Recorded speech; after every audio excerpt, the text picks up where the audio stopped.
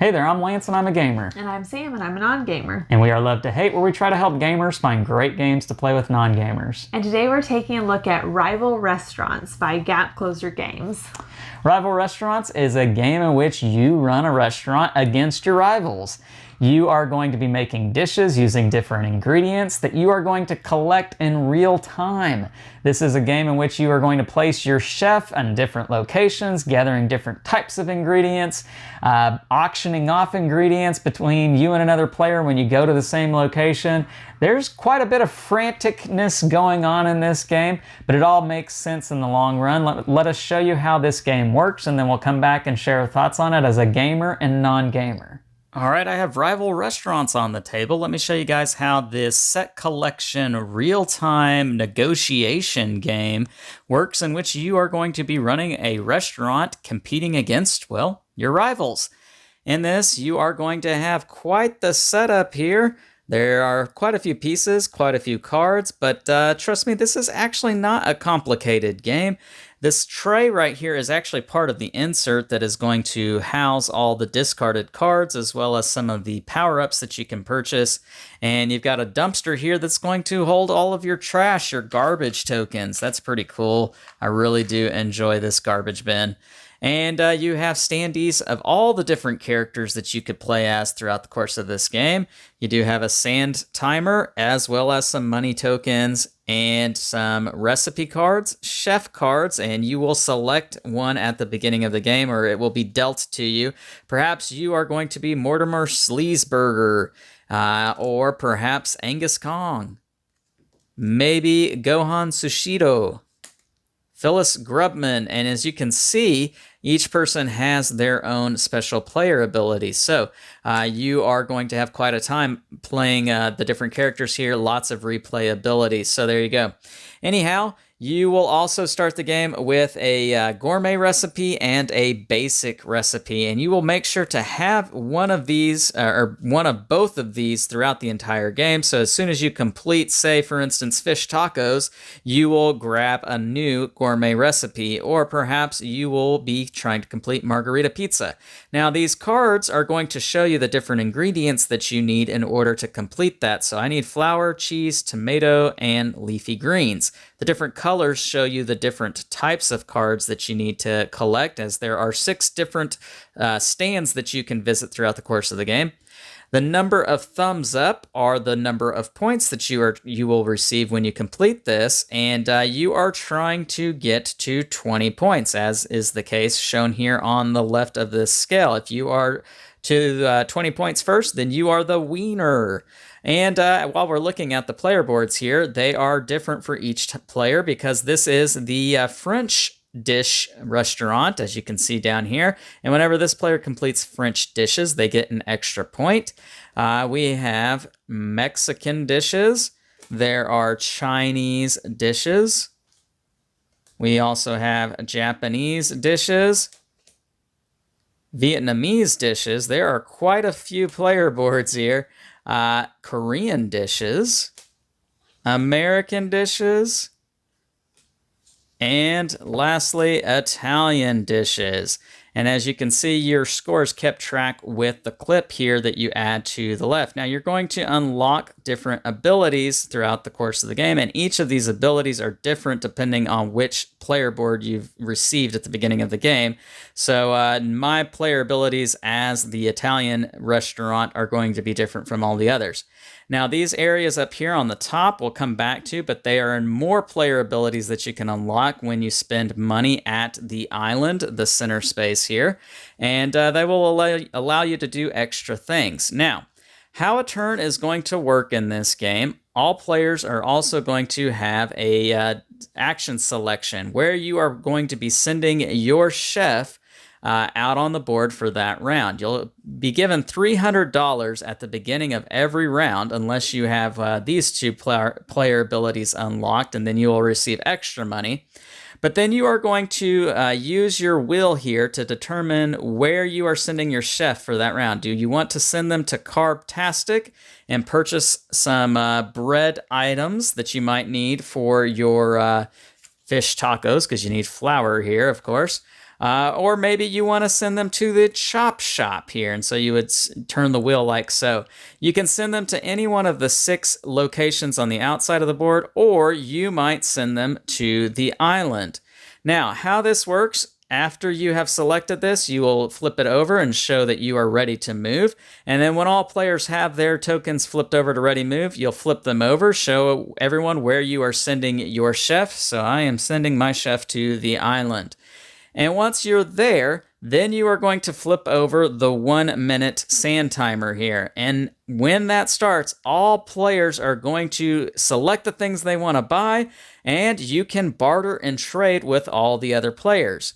So the things that you can buy, as you can see, each stand has a price tag, and they're different depending on where you send your chef to. Those are $200 ones over there on the other side of the board. I know this tray gets in the way and you can't really see what's over there.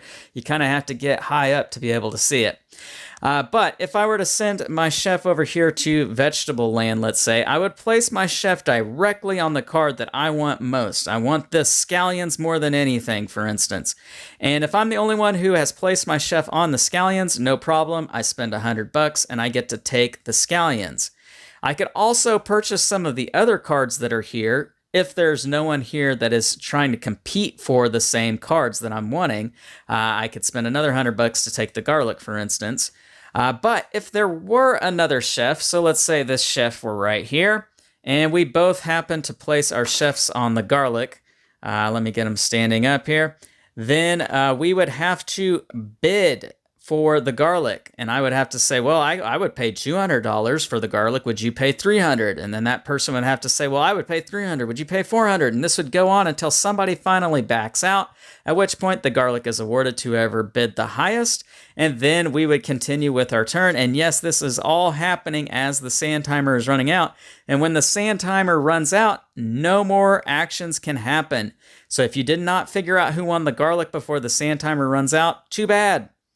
You can trade anything with the other players. You can trade ingredients, you can trade recipe cards, but it has to be basic for basic and gourmet for gourmet. You can trade garbage if you want to. Now, what is the garbage all about? Well, when you complete recipes, which you will do at the end of your turn, you'll announce to all the players, hey, I have what I need to complete a recipe, and I'm going to complete fish tacos. You'll exchange in all of your ingredients. You'll show it to the player on your right to determine so that they can determine if you have everything that you need, and if you do, then you get the victory points, so long as you're not overflowing with garbage, because you'll produce garbage for completing recipes. So this one in particular gives me 4 garbage, and I would take the garbage tokens from the dumpster. And if I still have those 4 tokens when I complete my next recipe, so let's say I try to complete All-American Breakfast, normally that would give me 5 points, but the fish tacos gave me 4 garbage. If I haven't gotten rid of those garbage tokens, then that's going to deduce my points that I receive. So for every garbage bag that I have, I subtract 1 from what I just completed.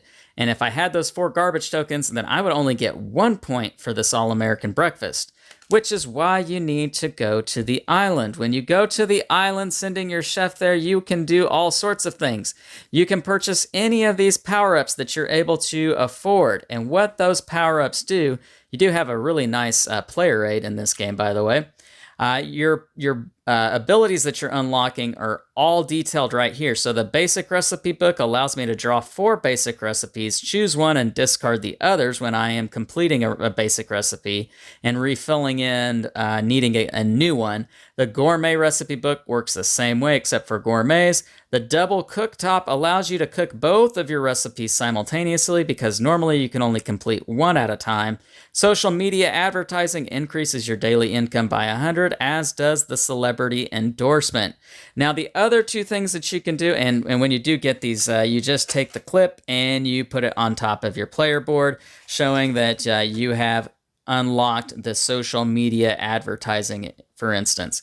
Now, the other things that you can purchase here, you can pay to get rid of your garbage. It costs $100 per bag, but you absolutely need to do that throughout the course of the game. And then for $300, you can purchase these action cards. Now, these action cards are going to let you do all sorts of things throughout the course of the game, and you can only play one per round. Monopoly here, for instance, pick a specific ingredient. Everyone must give you all of that ingredient that they own. Mystery marked ingredients excluded. Now, a lot of these cards are take that. They're going to hurt the other players, but there are some in here that don't do that.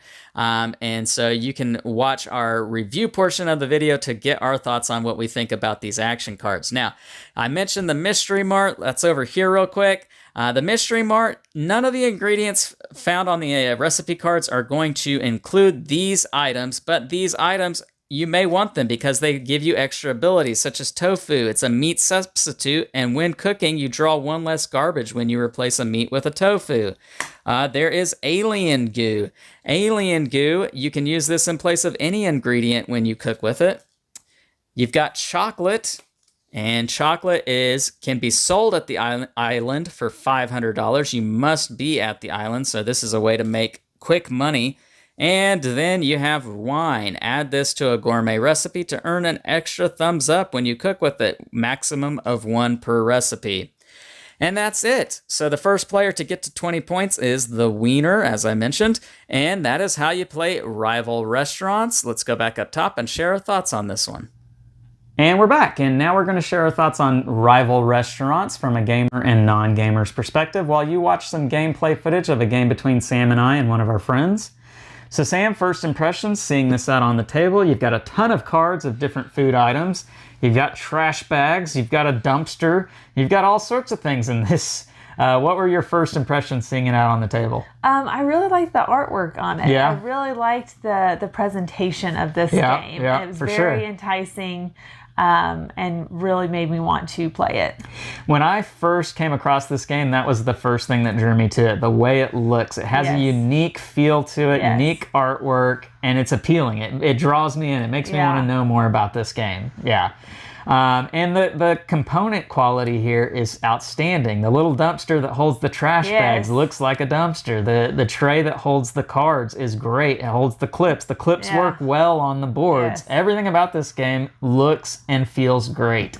High quality game on that notch. So let's talk about the way it plays. And for you as a non-gamer, how did you feel about finding your way through this game? I really liked this game. Ooh. I think it might hit at this point in the year in my top 10. Okay.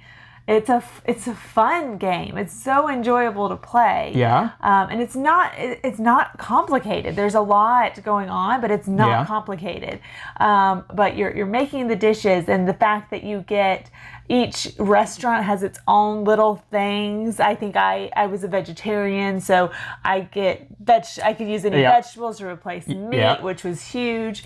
If I was a French restaurant, I think. Yep. And if you make a French cuisine, you get more points. Extra money. Yes. Yeah. And that it's very thought out. Everything is thoughtful, and it's fast. You have to make decisions pretty quickly. Yeah. Where are you going to go? Who are you? Make sure you're not with somebody. And it's a very enjoyable game to play. Yeah.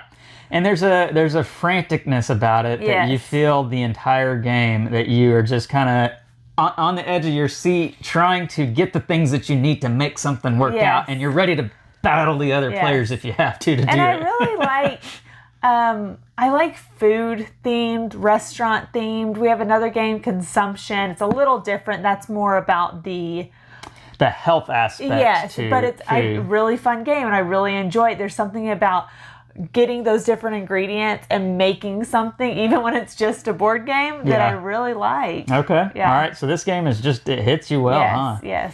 Now, for me, I loved everything about this game except one part, and that was those action cards. Yes. And I do want to be clear that not all the action cards are bad. Just the ones that are friend Just the ones that are take that. The take that in this game is strong. Yeah. It is. I mean, so in the video that you guys saw, I was this close to winning, and I was this close to winning for about 3 turns in a row. and I didn't make it happen because I had an action card played on me every single time, and it totally disrupted everything. Yeah. Those action cards can be game changers, and in my opinion, I would almost want to take those out. I definitely see that. I think they were played on Lance more than me, so I wasn't as salty about it, but it could really ruin the game for somebody in a really mean way.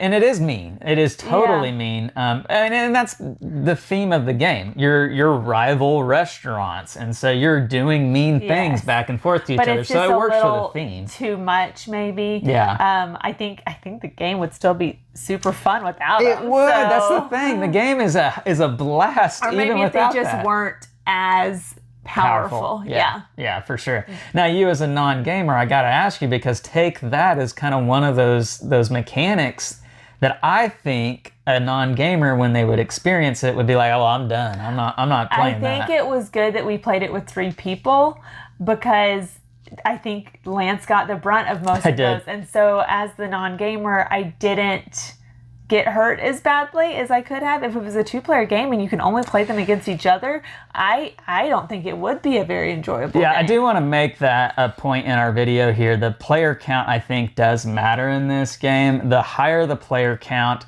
you are likely not to get targeted as much. However, there's likely to be more of the bidding because you're going to the same spots. Yes, I think, and that's going to happen. And that's not really take that, but it is. I think disruptive. 3 to 4 is probably a sweet spot for this game. I would agree with that for sure. I want to play it again, so I think me and Lance will definitely play it as a 2-player and see how that goes. We may try to play it without the action cards, or just see how it goes with 2 people. Sure. Maybe going in saying, let's try not to be too mean. You be nice to me and I'll be nice to you. Yeah, but besides that, because I do agree, those are very powerful, very mean cards. Yeah. It's a super fun game. Yeah, for sure. Let's get into our pros and cons with rival restaurants, What were the things that you just absolutely loved with this one? I love the components of it. I love the trash bags and the garbage bin and the food and the restaurants. The different aspects of each restaurant. So much thought went into this game. The different player abilities with the chefs, the different, as you mentioned, the flavors of food, the nationalities of food. Yes. Yeah, all of that is just added touch to when it. we started, I just picked a player and they gave me the cards and I went with it. I would love to go through each card and each player and each restaurant and really see what they each bring to the table. Out, because a lot of thought went into this. Okay, all right. Anything that you didn't like? Besides the action cards, which we already talked about, the more complicated recipes. Mm-hmm. I never used one, and I almost, or maybe I lost badly. I can't remember. No. This is a tight, close game. Yes. Yeah. I did really well just doing the basic recipes. So I don't know if the complex recipes were just too complex. Well, I think it does depend upon which ones you get. You can't get rid of it. Yeah. I think that was part of it. Like, I was stuck with the same one the whole game, and it just had ingredients that I could find easier on my basic ones, and so I didn't try for it. I did fine without it. And whereas I was able to complete 2 or 3 gourmet recipes, and I was able to cycle through that, and luck of the draw plays a factor in this game, because you're hoping you get recipes that match up with your restaurant and give you extra bonuses. Yeah.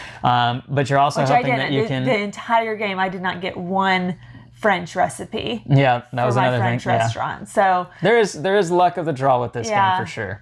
Yeah. But overall, still solid game. Yes, it's a solid game. Okay.